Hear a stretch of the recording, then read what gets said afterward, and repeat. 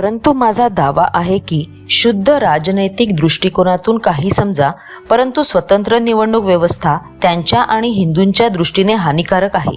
स्वतंत्र निवडणुकांमुळे त्यांची हानी होईल त्याविषयी न बोललेले बरे. त्यांना हे माहीत व्हायला हवे की ते सवर्ण हिंदूमध्ये वाटले गेलेले आहेत आणि ते त्यांच्यावर खूप अवलंबून आहेत. स्वतंत्र निवडणूक म्हणजे हिंदू धर्माशी त्यांचे संबंध ध्यानात घेऊन एखाद्या जिवंत पशुला चिरफाड करून तुकडे तुकडे करण्यासारखे आहे. दलित समाजाच्या प्रश्नाला विशेषतः नैतिक आणि धार्मिक वाटतो. यातील राजनैतिक पैलू जो आहे तो महत्त्वपूर्ण असून तो या नैतिक आणि धार्मिक पैलूंवर आघात करतोय, चरे पाडतोय. मी लहानपणापासूनच त्यांची ही दशा पाहून त्यांचा इतका हितचिंतक बनलेलो आहो की ते समजल्यावर तुम्ही माझ्या भावनांचा आदर कराल. एकदा नव्हे अनेकदा मी माझे सर्वस्व त्यांच्या हितासाठी पणाला लावले. मी स्वतःची घमेंड म्हणून सांगत नाही, तर मला स्वतःलाच असे जाणवते की प्राचीन काळापासून दलित वर्गाला त्यांच्यावर अत्याचार करून हिंदूंनी इतक्या खाईत लोटले आहेत की त्यांचे परिमार्जन हिंदूंनी पश्चाताप करून होणार नाही आणि दलित वर्गास पतित होण्यापासून किंवा त्यांच्या दडपणापासून वाचण्याची कुठलीही युक्तीही निघू शकणार नाही.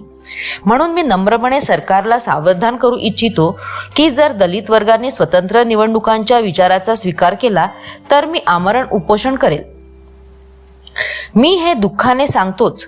मी जेलमध्ये बंद आहे आणि वास्तविकतेपासून दूर आहे. असे करण्याने सरकारच्या समोर अनेक कठीण समस्या उभ्या राहतील.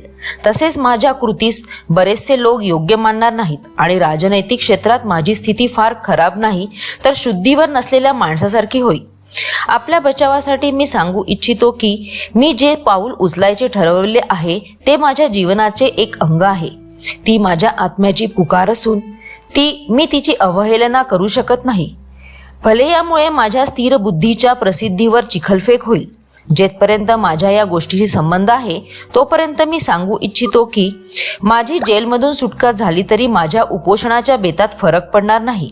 मला आशा आहे की ब्रिटिश सरकार दलित समाजाच्या स्वतंत्र निवडणुकांच्या निर्णयास मान्य देण्याच्या विचारांचा स्वीकार करणार नाही.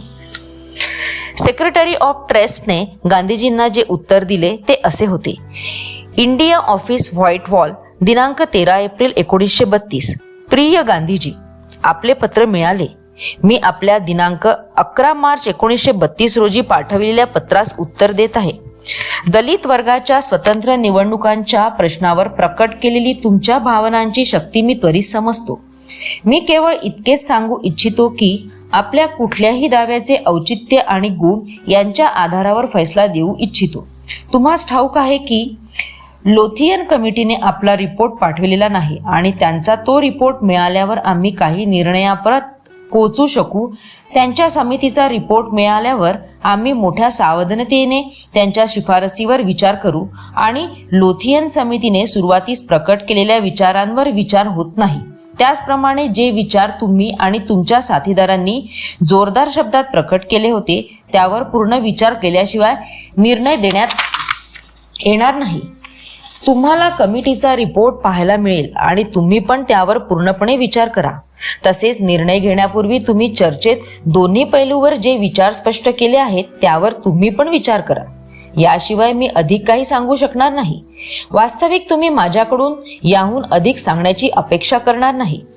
असा इशारा दिल्यानंतर गांधीजी असा विचार करून गप्प बसले की आपण जी ब्रिटिश सरकारला झुकवण्यासाठी अस्पृश्यांना निवडणुकांच्या संबंधात विशेष प्रतिनिधित्व मिळावे याच्या विरोधाची जी आमरण उपोषणाची धमकी दिली होती ती त्यांचा निर्णय रोखण्यास दिनांक 17 ऑगस्ट 1932 रोजी जातीयतेच्या प्रश्नांवर पंतप्रधानांनी निर्णयाची घोषणा केली. त्यात अस्पृश्यांशी संबंधित जो निर्णय दिला गेला तो अशा प्रकारचा होता. ब्रिटिश सरकारचा 1932चा जातीयतेच्या समस्येवरील निर्णय. 1. गोलमेज परिषदेचे दुसरे सत्र समाप्त झाल्यावर पंतप्रधानांनी 1 डिसेंबर 1931 रोजी जे भाषण दिले त्याचे समर्थन संसदेत दोन्ही गृहांनी केले.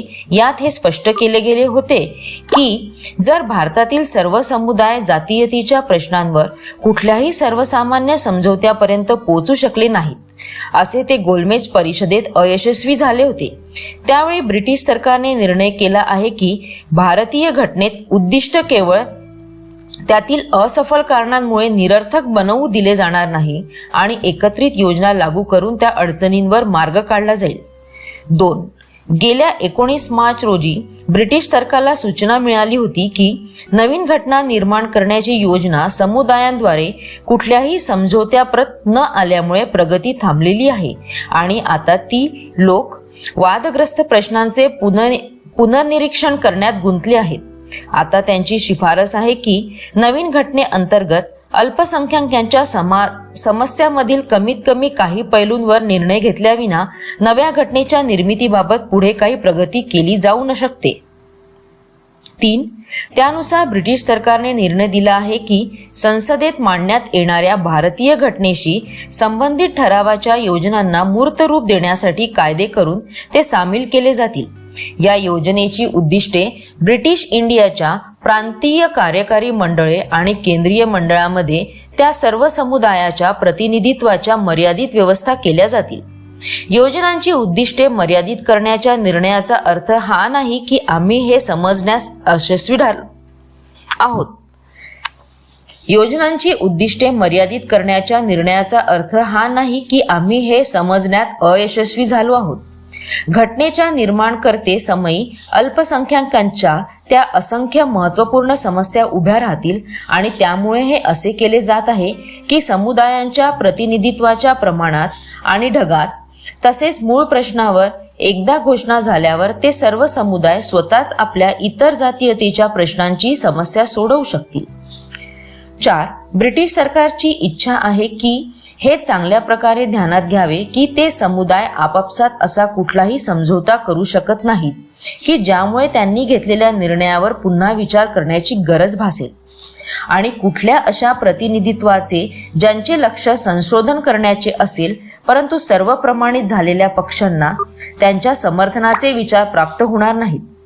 परंतु खुशीने कुठल्याही सामान्य समझोत्यावर पोहोचण्यासाठी त्यांच्यासाठी दरवाजे खुले राहतील म्हणून गव्हर्नमेंट ऑफ इंडियाचा ऍक्टचा कायदा बनवण्यापूर्वी जर ते कार्यवाही योग्य अशा कुठल्या दुसऱ्या योजनेवर संबंधित समुदायामध्ये परस्पर समझोता होत असेल मग तो कुठल्याही एक अथवा अनेक प्रांतात किंवा संपूर्ण ब्रिटिश भारतासाठी असला तर त्या उपायांचे कायद्यात रूपांतर करण्यासाठी संसदेला शिफारस केली जाईल. 9. दलित वर्गातील जे सदस्य मतदान करण्यासाठी सक्षम आहेत ते सामान्य निवडणूक क्षेत्रात मतदान करू शकतील. ते अशा विचारांनी केले की त्या जातींना हे विधेयक इतक्या काळासाठी असावे की त्यांना विधानसभेत योग्य ते प्रतिनिधित्व मिळावे असे तालिकेत दाखविले आहे. या जागा त्या विशेष निवडणूक क्षेत्रांमध्ये फक्त निवडल्या गेलेल्या दलित वर्गाद्वारे भरल्या जातील. कुठलाही मतदार जो विशेष निवडणूक क्षेत्रामध्ये मतदान करू शकेल तो सामान्य निवडणूक क्षेत्रामध्ये देखील मतदान करू शकेल. ही विशेष निवडणूक क्षेत्रे त्या निवडक प्रांतात निर्माण केली जातील जिथे दलितांची लोकसंख्या जास्त असेल. परंतु मद्रास सोडून ती निवडणूक क्षेत्रे प्रांतभर पसरणार नाही. बंगालमध्ये असे करणे शक्य आहे जिथे सामान्य निवडणूक क्षेत्रांमध्ये दलित मतदारांची संख्या अधिक आहे. त्यानुसार जोपर्यंत या विषयात तपासणी रिपोर्ट मिळत नाही तोपर्यंत बंगालमधील दलित वर्गाची विशेष निवडणूक क्षेत्रांची संख्या निश्चित करणे शक्य होणार नाही. अशी कल्पना आहे की बंगाल विधानसभामध्ये दलितांसाठी 10 पेक्षा जास्त जागांची गरज नाही. सर्व प्रांतांमध्ये विशेष दलित वर्ग निवडणूक क्षेत्रांमध्ये कुठली लोक आणि मतदार मतदानाचे कसे अधिकारी होतील आता त्यास अंतिम रूपात शब्दरूप देण्यात आलेले नाही. ते पॅंक्वाइट्स कमिटी रिपोर्टच्या सामान्य अस्पृश्यतेमुळे वरील व्याख्या कामी येणार नाही. म्हणून या व्याख्येत काही बदल करण्याची गरज भासेल.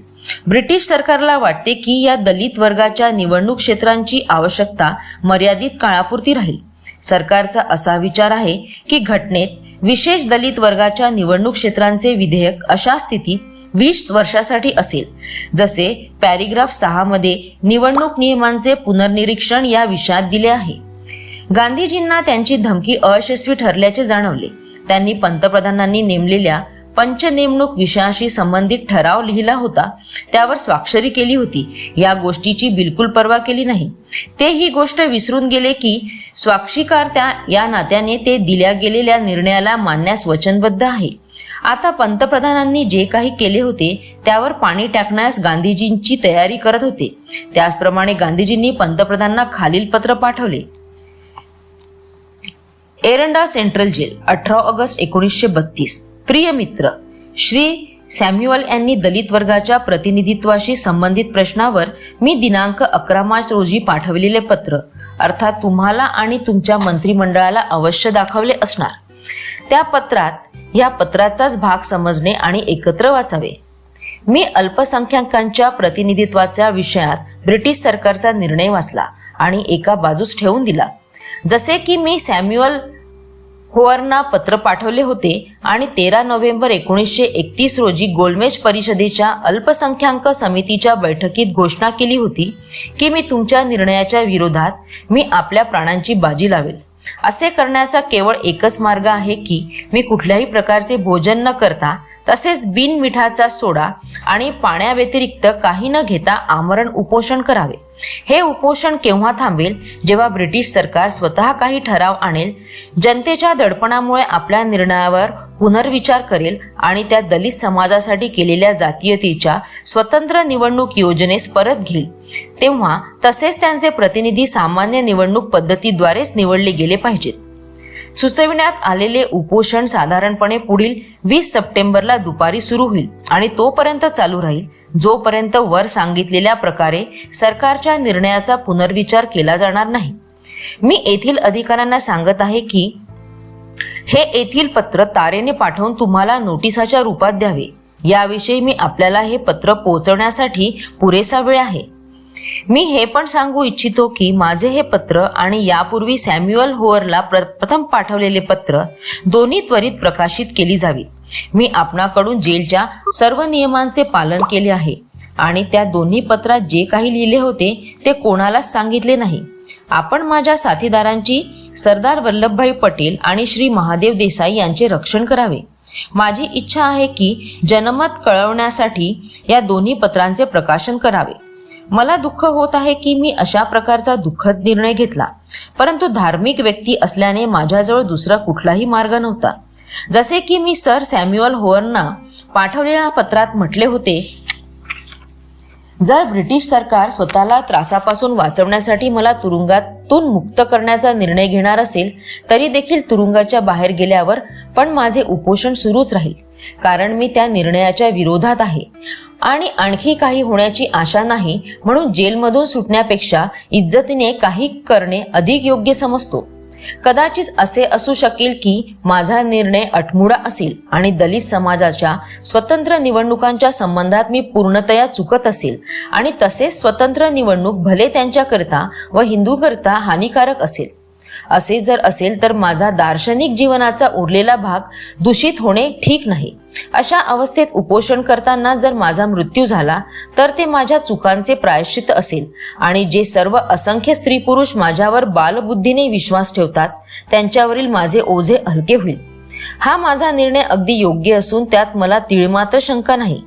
तसेच तो अनेक चिंतनावर घेतला असून हा निर्णय माझ्या जीवनाच्या त्या योजनेची पूर्ती आहे ज्यासाठी मी गेली 25 वर्षांहून अधिक काळ काम केले आहे. आपला मित्र M.K. गांधी.